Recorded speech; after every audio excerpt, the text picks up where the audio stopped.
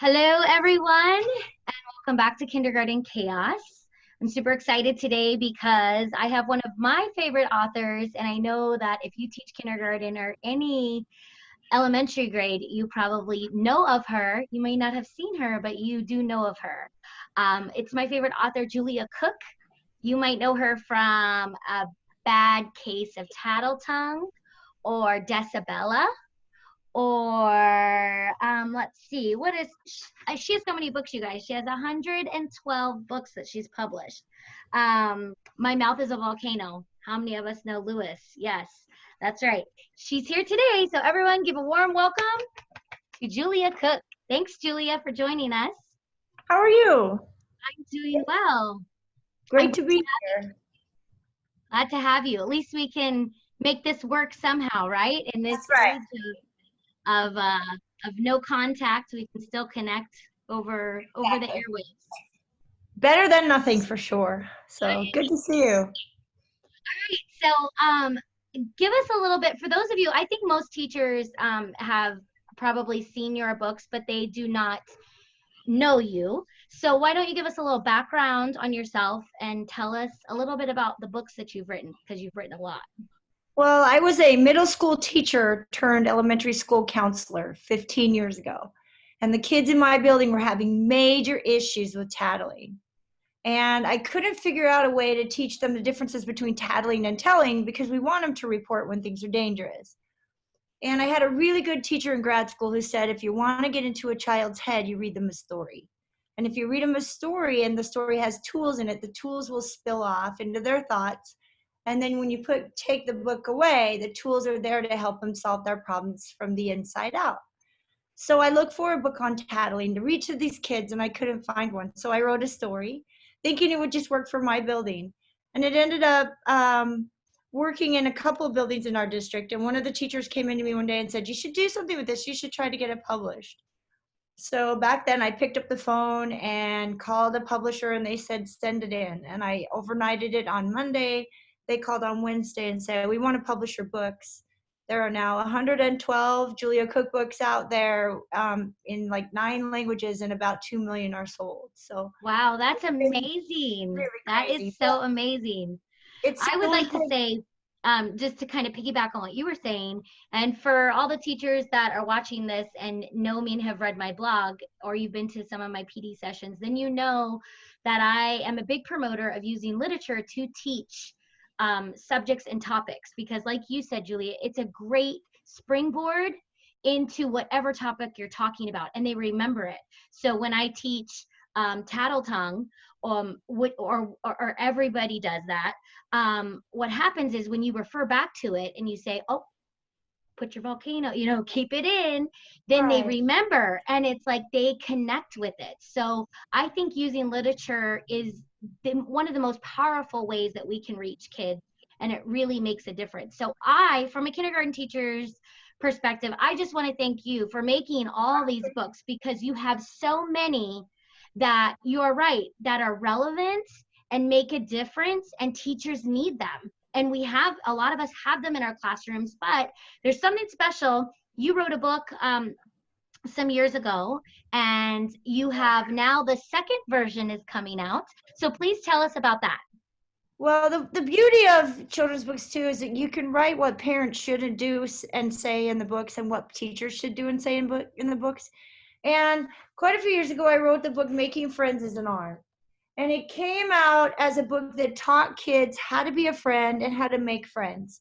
So I researched all the stuff about what matters and how you make good friends, and came up with a storyline that, when you mix all colors together, you get the color brown. And so, brown is a combination of all the colors. And the original story, I started out with what brown doesn't have. I don't have any friends. I stick out. I don't feel good about myself. And then Brown comes to the realization that he has all of the colors inside of him, and he's a great friend.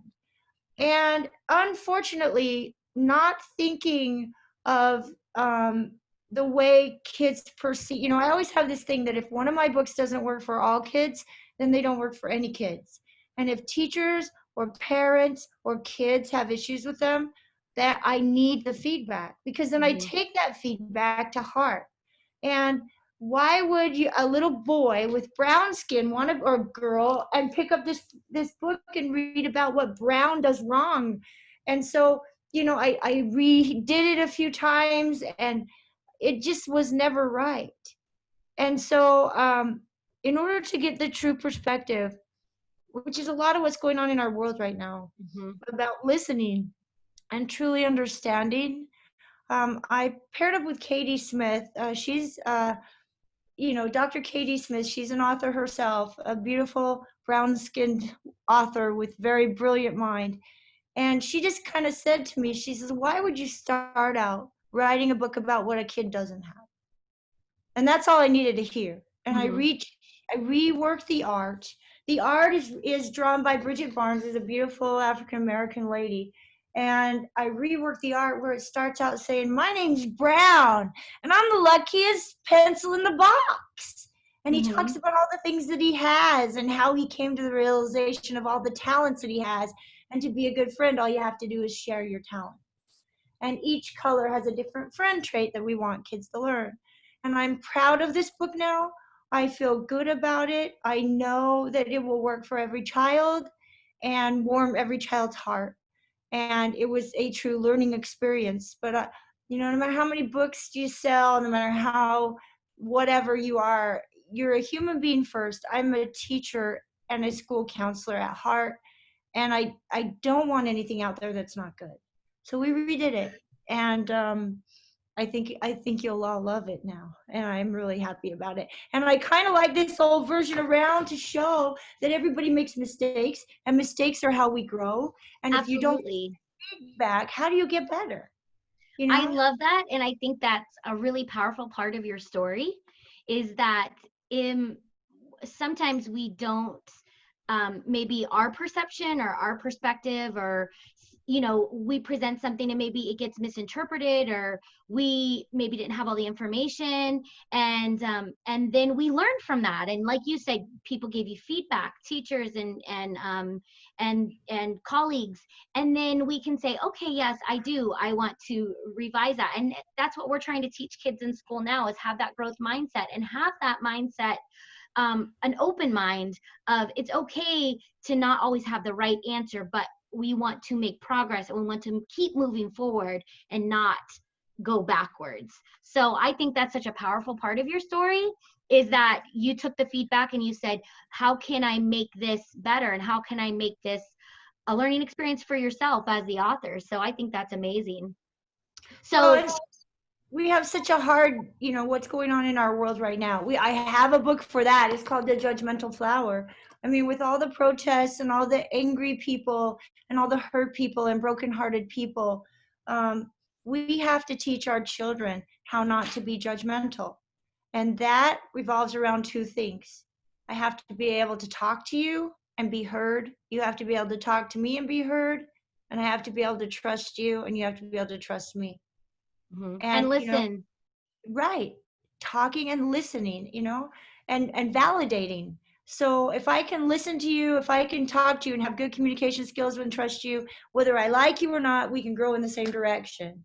And I Yes. and I think if we teach our kids what relationships need to survive, they'll and be appreciative of differences, celebrate differences, respect differences. When they have this issue arise in another however many years, they'll have the tools to deal with it more effectively than we are dealing with it. And I think across the board, one thing we're seeing is a lot of books being shared and a lot of information. And there are lots of children's books geared towards, you know, um, opening up dialogue and conversation with kids. But like I said, I love using books to springboard learning and topics and things. And so I'm grateful that you have the Judgmental Flower and then making art or making friends is an art version 2 Thank you. so that it's another resource that kids can connect to. And And so, there's topics. There's questions and things to talk about with your child at the back. because our kids don't come with instructions, and they kind of get weirder every year. And what worked for you is not going to work, with your child. And when your mother comes out of your mouth and it doesn't work, you're like, what's going on? We all feel that as educators. We all feel that as parents. And our children are different. They're in a different age. They have a different way of looking at the world. We must change with them effectively. And there's a lot of exposure to a lot of different ideas, and a lot of which there's a beauty in that. But at the same time, I think sometimes as parents, and I'm a parent, I have 3 kids of my own, with my youngest being 10. And I, like you said, they don't come with instruction manuals. And so how we were raised by our parents is not working for the day and age that people are we're raising our kids now. We need to have more open conversation and more dialogue. And I love that there's questions in your book, because that sometimes parents don't know what to say, and they don't know how to broach the topic. So this gives an opportunity for parents to give them some ideas. And then what I found with kids is, once you start talking and opening up and listening and respecting what they're saying, and having some conversation, it continues. It doesn't just stop. They ask more questions, and sometimes you don't have the answers, but then that's a learning opportunity for myself as the parent or myself as the teacher to say, you know what, I don't really know the answer to that, but let's research it together. Let's try to find out. Let's ask other people. You're not supposed to know it all. And sometimes you might know the answer and you don't know how to give it to them. So you look at them and say, I just have no words for that answer right now, but let me figure it out and I'll get back to you. You don't have to do it instantaneously. Right. As long as your child feels seen, heard, and validated, you're being a great parent. But I think also involving them. And one thing I found as a teacher is, giving them that opportunity. Hey, let's learn together. Let's go research this together. Let's talk, let's bring over our friend, or let's bring over, let's go ask, Mr. or Mrs. So-and-so. And reaching out with my child or my student really empowers them to, they don't have to wait for somebody else to tell them the answer. They can go and find out the information for themselves. If you can't tell, I'm a huge also advocate of being independent and going and not just waiting for somebody else. So I think it's a great opportunity. Well, according to Forbes magazine, the top 10 things kids need to succeed in the 21st century, the number one thing on top of the list is to be able to be a good team player. And that involves person-to-person communication, respect, working together as a team, emotionally, social, emotional. Our kids can be amazing people, but if they can't work together with their skills, they are of no good to these big companies anyway. They have to have a balance between technology and communicating online and person-to-person skills. It's the kids that have that balance. Those are the ones that are going to win in the end.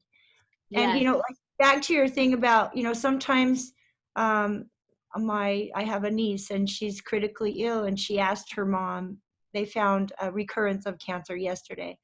And she asked her mom, she's a little girl, she said, what are my chances? And my sister knew, but she couldn't answer right then. So she didn't want to answer right then. She goes, well, I don't have any words. It's not like she didn't know, because she couldn't say, well, I don't know. She says, well, I don't have the words to answer that question right now, but we're going to talk about it again later. So sometimes you need that one in your back pocket too. Right. I mean, sometimes, you look at the answer together. Sometimes you say, I don't know, but I'll do everything I can to find out. And then you find out on your end. And sometimes you say, I just don't have words for that answer, but as soon as I figure it out, I'll get back to you. Very true. Very true. So June 8th is a very special day for everybody. It's National Best Friends Day on June 8th, but there's also something happening special for you. So tell us what's happening on June 8th. Oh, it's my birthday. It's your birthday. How special that is. All right. But it's also the launch of Making Friends is an Art, which is kind of cool because it's coming up. So that's awesome. Yeah. What a great birthday present. Really good birthday present. So for all my teacher friends and my parents that are out there that are watching, on June 8th, the second edition of Making Friends is an Art releases. So tell us where we can find it, Julia. You can always get them on Amazon. But if you get them from me, I can autograph them personally to you. And that's on my website, juliacookonline.com. And, Walmart.com, Barnes and Noble, uh, I think Target.com. I'm not sure on the new releases, but I always have the new releases even earlier. So if you would like them sooner, look on my website. You can get it even sooner. All right. And I'm excited because through your publisher, they have agreed to give away 5 of your books. And then you so generously I'm taking 5 have, of these away. yes, Yep. have shared that you will give away 5 of the Judgmental Flowers. So I have a total of 10 books to give away. It's I love putting books back into teachers' hands or parents' hands if you're a parent and you're interested. Because again, I think it makes such a big difference with kids. I love not just reading it to my kids and teaching my students, but putting it on my bookshelf so my kids always have access to it. And when I see them rereading it and using my voice and being animated, and even though they're just kindergartners and at the beginning they can't read, they remember what I said and what the storyline was, and that just warms my heart. And I know you as an author, I'm sure that does too. So it just makes me happy. I know that you want to make a difference. You have 112 books to prove that. And for myself, I have wanted to make a difference, and that's why I've been teaching. So I really appreciate you coming on. I feel very honored to be a part of this. And, for all the teachers out there, you get it if you've walked this path. It's a tough job. We need to celebrate the joy along the way, not Absolutely. happiness. We need to, it's the process. What teacher did you have that made you want to be that teacher? Find those gifts. Yes. And I'm honored to call myself a teacher. I never want to lose that identity. A teacher who writes books is much more effective than an author.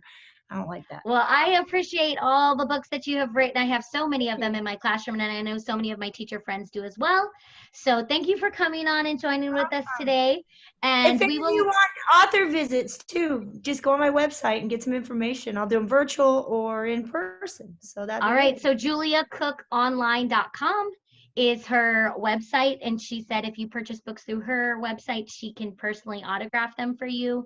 And she also does professional development, and she does author visits. So check out her website Yeah, to talk. learn more about her and her books. And then don't forget on June 8th, it's National Best Friends Day. It's Julia's birthday, but also it's the release, the second edition of Making Friends is an Art. So thank you, Julia, for joining us. Thank you so And much. we will look forward to your new book. I can't wait. Thank